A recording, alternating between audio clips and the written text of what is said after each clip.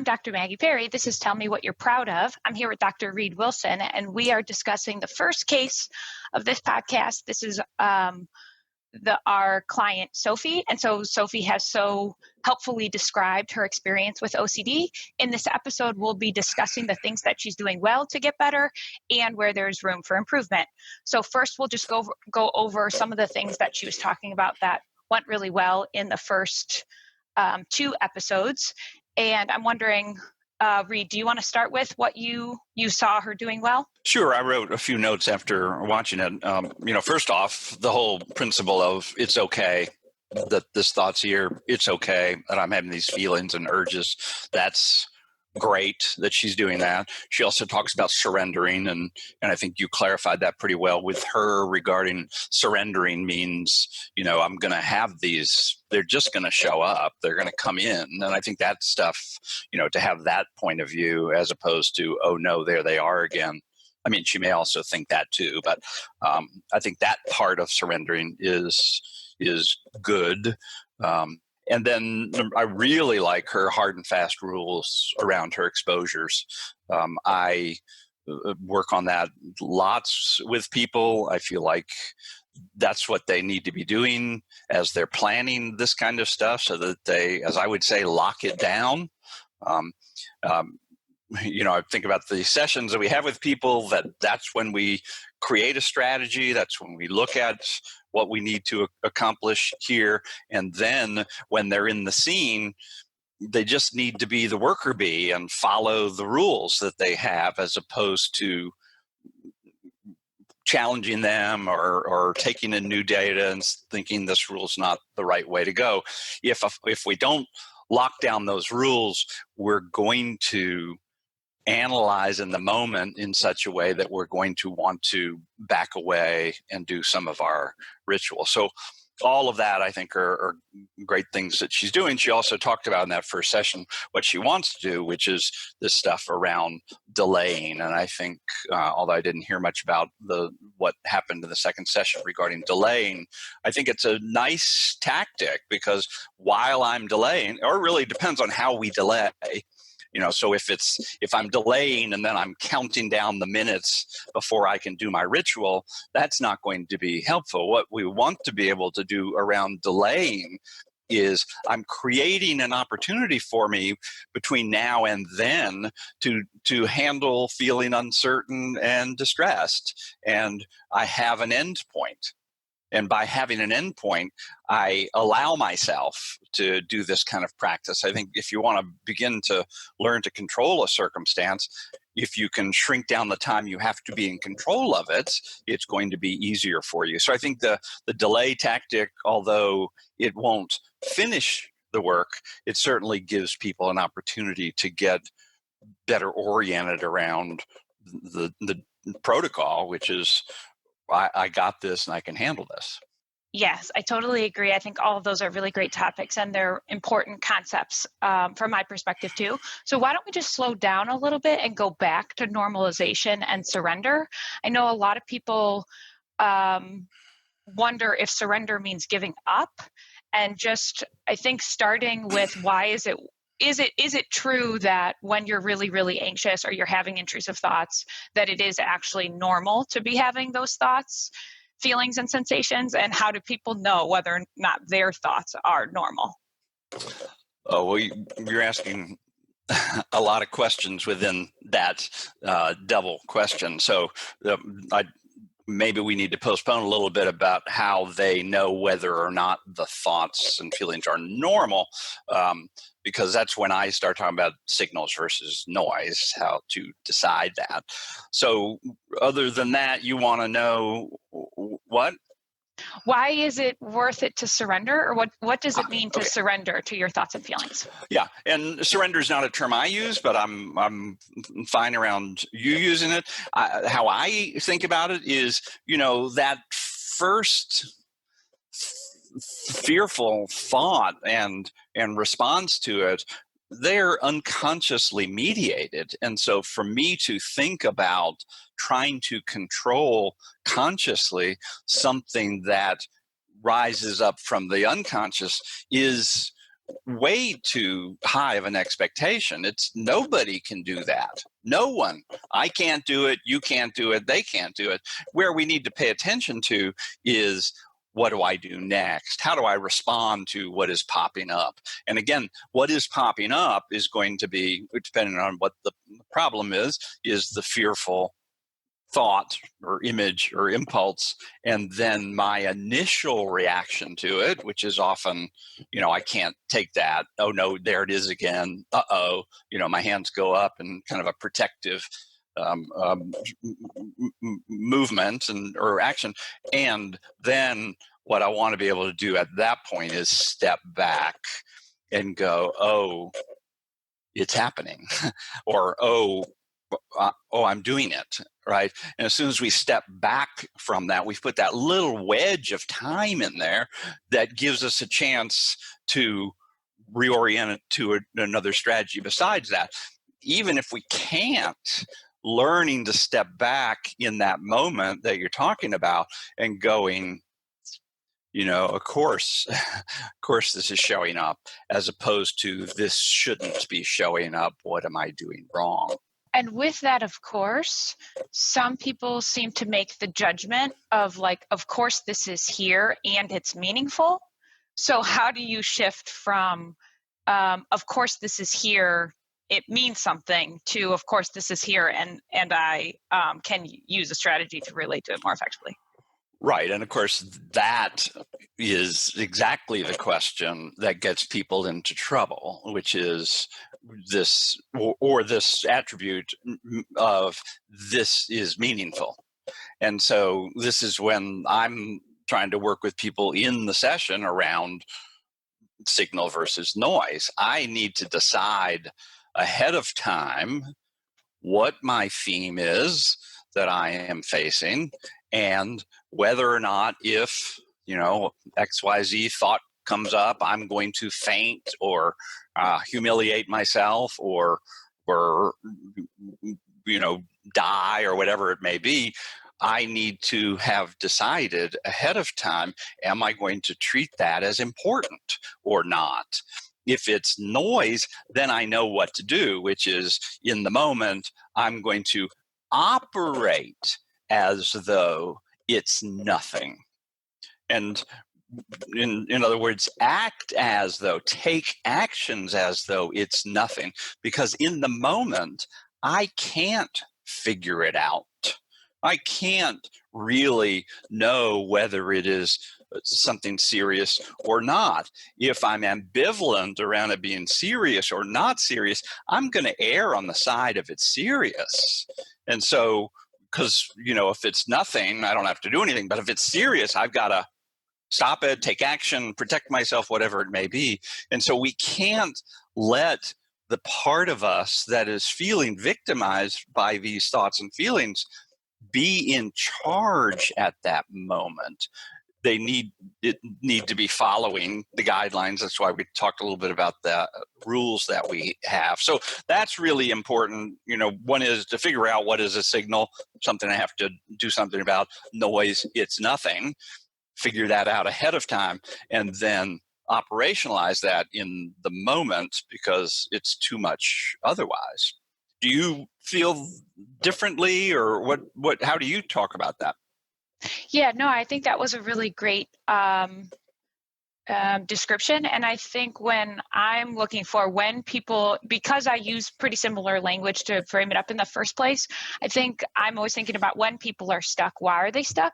And so the two things that tend to come up from my perspective, which I think Sophie and I also discussed, is sometimes it's getting caught in content where on some level people know that they have OCD or they have an anxiety disorder, and they have some sense of like, these are the types of triggers that tend to bother me either externally or internally, but like somehow for some reason this time it seems different, is where people get caught. And Yep. or they might still be like, I know that this is my OCD. And also, if I don't do something to make this go away, I'm going to be anxious all day. It could become something bigger. Why don't I just do something really fast to make it go away? Right. And let me just reinforce what you're saying, because that's another, this is such a manipulative disorder if we're talking specifically about OCD, because it will say exactly what you're saying, which is I can handle it now, but if I don't settle it now, I'm going to be preoccupied all day tomorrow with it. I need to go ahead and get it over with to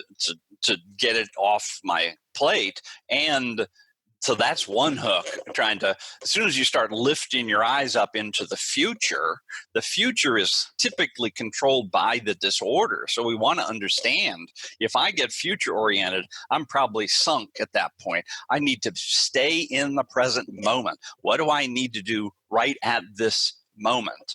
And if I can just interrupt you for a let me second. say one more thing, and then you can Go interrupt, Fine. or you won't be interrupting, because I will have said whatever else I want to say. Is the other hook that tends to go with that is, this is only going to take a little bit to get me to settle this. The compulsion's only going to take 10 minutes, and then 4 hours later they go, okay, well, I was wrong about that. So go ahead, interrupt. Sure. Yeah. I was just going to say, I frame that as anticipatory anxiety. So people might be familiar with what I'm saying is, as soon as anticipatory anxiety gets involved, then you have a new problem. So I think what you're just saying, as soon as the future gets involved, then you're going to have trouble. Right. And you're familiar with the other corollary to that, which is, it's only going to take me a little bit to do my compulsion, and then I'll be out of there. And so I can, I'm doing this all the time. Oh, well, then I'll be done. And it happens over and over and over again. It's like you discover that it's not true, that it's only going to take a little bit, but then you do it again as though it's only going to take a little bit. So there is a wheel that keeps spinning around that they need to identify and then intervene about. Yeah, and I agree. Not only can it sometimes be something that you're thinking is only going to take a small amount of time, and then it takes a longer amount of time, but also just like little checks throughout the day. So texting someone, looking at a picture, checking Instagram, checking emails that seem like maybe the person, either in their mind or to other people, convinces themselves that it's no big deal, or they're not doing it because of anxiety. But those things make your mind I guess more vulnerable to getting stuck on something bigger at another time.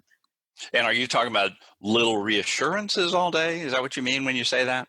Yeah. So if we go back to the case for Sophie in particular, so she would say most of the time she's not really, really stuck on a certain trigger, but if she has an intrusive thought about potentially being contaminated in some way, she might wash for like one extra time, or she might text a family member or her boyfriend just confirming that the situation wasn't dangerous or something like that.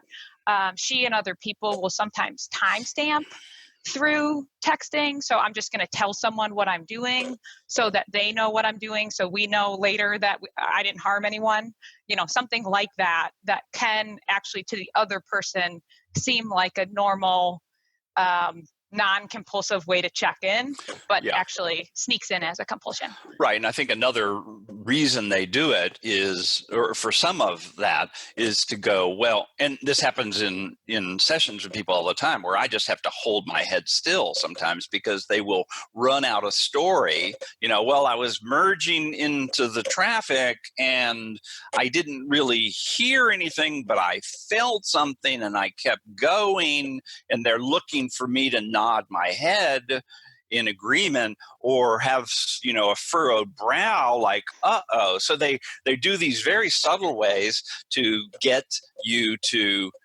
confirm with them that they did it properly. And so I think maybe for sometimes when they're sending these text messages and so forth, the position is, well, I'm going to explain this, and then if they think that's not good enough, they'll write me back and have a question about it. And so I'm not in it myself. And that is a reassurance ritual in some way. Yeah. And so what's the problem with that from your perspective? Well, I am not sitting with the uncertainty, and I have to sit with the uncertainty. I'm trying to get certainty, trying to get closure. And, how long is the feeling going to last? How long is, all of that is, let me get closure and have this behind me.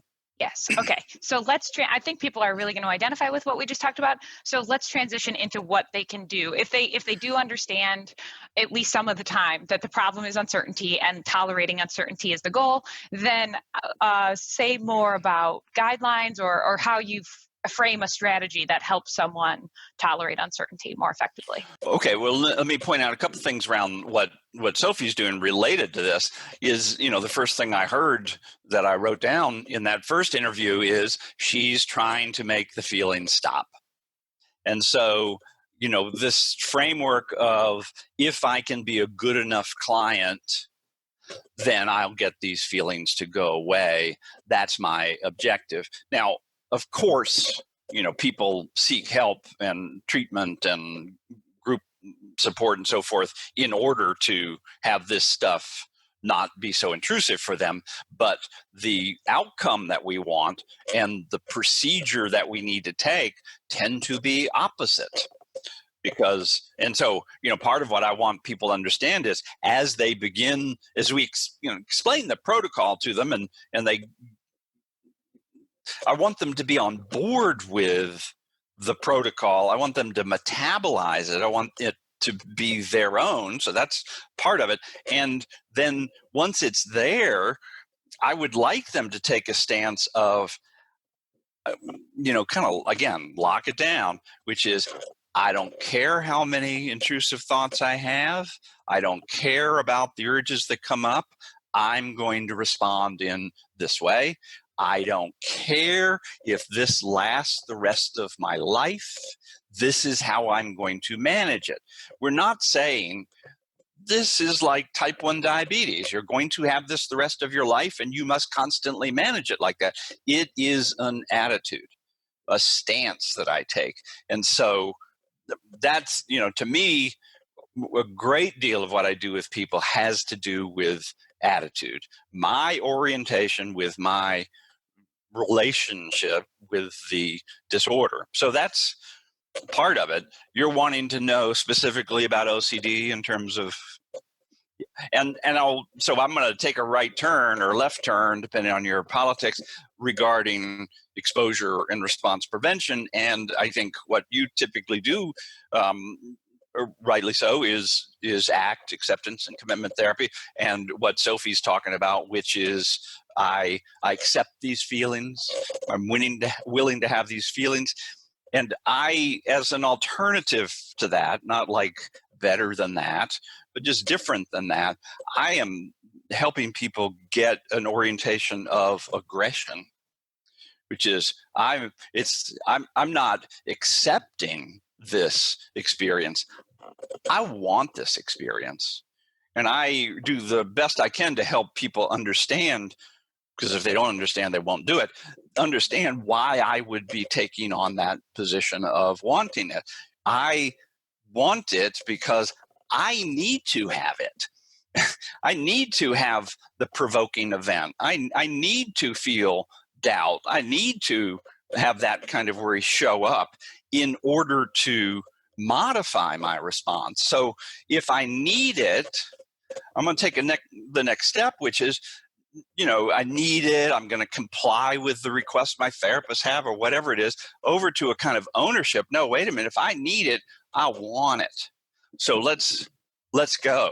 So Sophie, for instance, hypothetically, as she checks in, which she does, at times, when she checks in and notices this stuff, to go, and to find out she's having those kinds of fears, for her to have a response, pardon this expression, but great. Here it is. Great. Why is it great? Well, great is totally opposite of, oh my God, right? To me, yes, neutrality can be perceived as opposite of a dramatic negative reaction. But where I think about is that the dramatic negative reaction is emotional. It is fear. And to go from fear to neutrality is difficult. If I can think about, I want to have an an emotional response to this event that comes on top of my fearful response, not removing my fearful response, not removing my oh no, but adding to it a secondary message that comes over top of it, which is oh yes, good, great, this is my opportunity. And then that's that kind of stepping into an aggressive stance. The disorder has taken territory from me.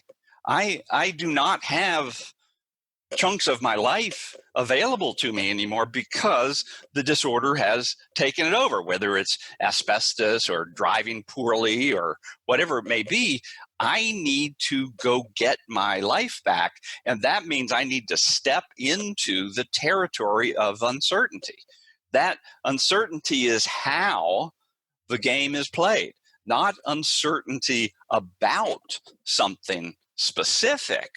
If I keep going back to uncertainty about something specific, I'm playing the disorders game. I have to elevate the game up to, no, I'm taking on the disorder. The disorder has nothing to do with the topic. Nothing. It just found, if we're personifying, it just found a topic that works against me. And so if I stay down there with any reassurance and so forth about the topic itself, then I'm just going to spin my wheels over and over again. So I'm going to take a breath here just to say, as you're saying what strategies are, that's the overriding strategy that everything else falls underneath, whether it's postponing and so forth. So. Yes, and so I have a follow-up question there. I think the way that I often describe it is the moment that you have an intrusive thought or another strong, a strong feeling of anxiety and a thought you don't like, then great, here's my opportunity. Now we're going towards trying to accept it. Would you say at that moment that you have to provoke it even more? And my follow-up question to that is that don't do another follow-up question. Hold on to the follow-up question. We'll stay there. So you're saying, great, now I move to acceptance. Yes, of course. But I'm just going to step away from that tangle. And again, I would say it's simultaneous with I'm afraid. Those two are going on at the same moment. That gets a little confusing for people, but it's not like I'm going to say, great, and now I've stepped away and I'm no longer experiencing that other thought or feeling that I don't want. These are going on at the same time. So that synergy is what's required. We're trying to mix that. We're trying to build a new neural pathway right next to my fearful response that is saying to my amygdala, oh, just kidding. I'm fine with this. I want this. You don't have to juice me up so much. And that's really what we're trying to do, is to get at, neurons that fire together, wire together. And that's what we want to accomplish. That's why when it shows up, you have to, generate in order to modify that. So I want to generate the experience in order to modify it. So your follow-up question was? Yes, my follow-up question was, some people get stuck right at this spot. So they go, great, this is my opportunity, I want to go towards. And then as they're going towards, either trying to make it worse or allowing whatever they're experiencing, then they start checking. Am I doing it right? Should I be more anxious? Should I be less anxious? What does that mean about what's happening? So I'm wondering if you can comment on that secondary process. Okay, those are two different things, I think. First is, I want to make it stronger. I'm going to introduce more thoughts and so forth. And in my work, I don't do that. And that is distinct from, I think, what happens in exposure, is that I don't ask people pretty much ever to increase the thoughts and feelings that are causing them distress and then sit with it.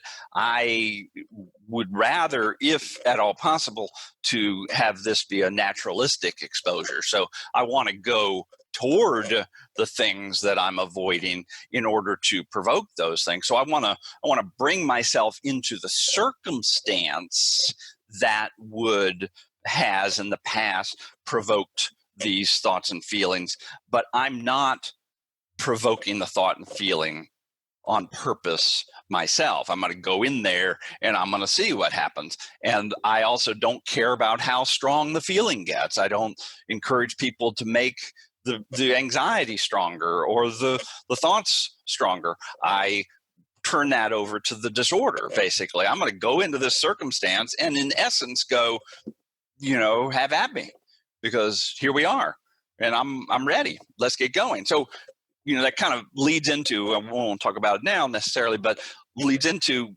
not only am I talking to myself, I need to step forward, let me keep going, but I can make comments or talk to the disorder itself, go ahead, make my heart beat faster. And then once I say that, again, it's a provoking thing to say, I'm done with that transaction and I turn away to whatever task I was involved with, knowing that 8 seconds later, I may get provoked again. I don't really care. I think that's part of what we do around thinking about scoring points. You score point moment by moment. So when people complain to us like, oh, well, I tried that, but it didn't work. Well, what do you mean it didn't work? Well, it came right back. So, Exactly. So if it comes right back, great. Another opportunity to score a point is that kind of stance to take, because that is going to give you some insulation. So yes, and so that I think is a really nice time to transition into what you were saying before about guidelines, about delay, and I think the larger topic is committing effectively to manageable steps. I think, yeah, just if someone's looking to make commitments outside of therapy to practice relating in this new way to their anxiety, how do they go about thinking through a good way to do that homework? Sure, and I'm going to do that with them. So what I often say to therapists when we're doing training is orient the session in such a way that at the end of the session, the two of you can collaborate around what.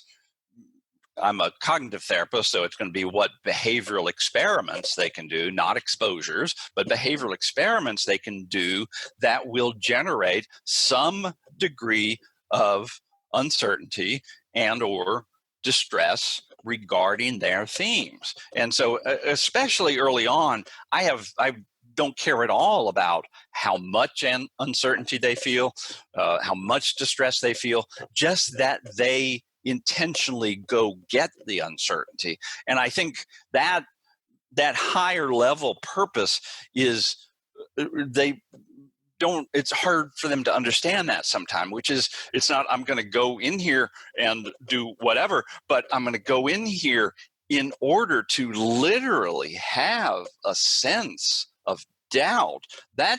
And they all know what that feels like, but I got to go get that uncertainty, not go into the circumstance to prove everything is fine, I can handle it. I got to go get that, and I got to go get the uncomfortable sensation of distress on purpose. That's what I'm doing, and I need to linger in that if it remains. And that's all. It's like it just, you go into the circumstance.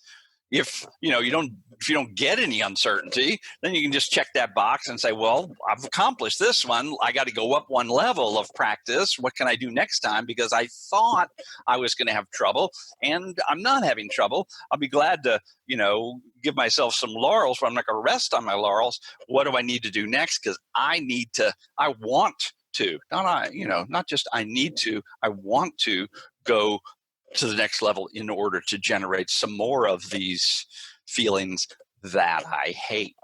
Let's not forget, I don't want to have those feelings. I don't want to be scared like that. I don't want to not know that there is safety. I hate that. That state of mind is not going away. We got to understand that. It's like, okay, I totally get that.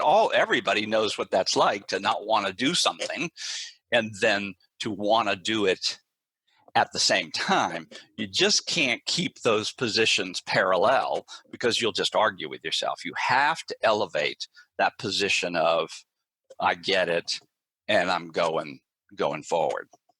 Yeah, I think it's a really great point, because a lot of times people think if they simultaneously have the thought, I don't want to be doing this, then they're doing treatment wrong in some way, or that their attitude hasn't shifted enough. But the new way of thinking about it is that you can have both attitudes at the same time. Yeah, and that gets, that self-compassion that you talk about is kind of connected with that too. I can, if I do back away when I thought I was going to step forward, then I have to, live to fight another day, and I have to be okay with myself for having done that. But let's get going again. Yeah, and I just want to add that the way that I think about self-compassion is seeing my own suffering as a pattern. So rather than needing to find a way to get myself to believe, certain warm and fuzzy things about myself as a way to get to self-compassion, if I just think about my own process as a pattern, and at different times I'm getting tricked either by content or by biological process, but anytime that I see what happens for what it is, and then strive to do something differently, that's progress in and of itself. And then a compassionate way to think about one's own process is that you can just keep basically anything is data, and you can always keep trying. Yeah, and also, they talk about this in sports all the time. You go to the foul line and you miss the foul shot, you can be like so upset with yourself, but next play, next shot, you got that reaction. Okay, fine. Now sweep that away. There's something to learn about that. Oh, I didn't actually have enough arc. That's one thing. You can certainly analyze how things went bad for yourself, but then next shot, next practice. Let's get going. And just a second point I would just make, because you've alluded to this with Sophie and in general, which is, am I doing it properly? Am I doing the protocol properly? What am I looking for as measurements of doing the protocol properly? What is success? To me, how I talk about it is, are you following the steps of the protocol?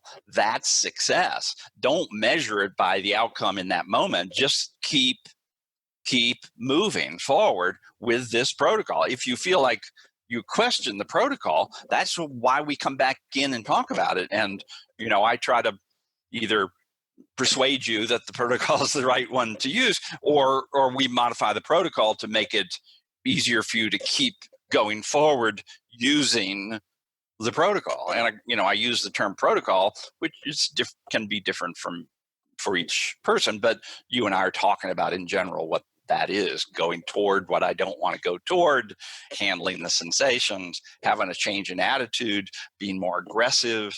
All those things matter to me more than let's create a hierarchy and let's start about midway on the hierarchy and work our way up. There's not a problem with that, but it should, to me, or at least how I work, be subsumed under, here's my intention, and let me just try to fulfill my intention.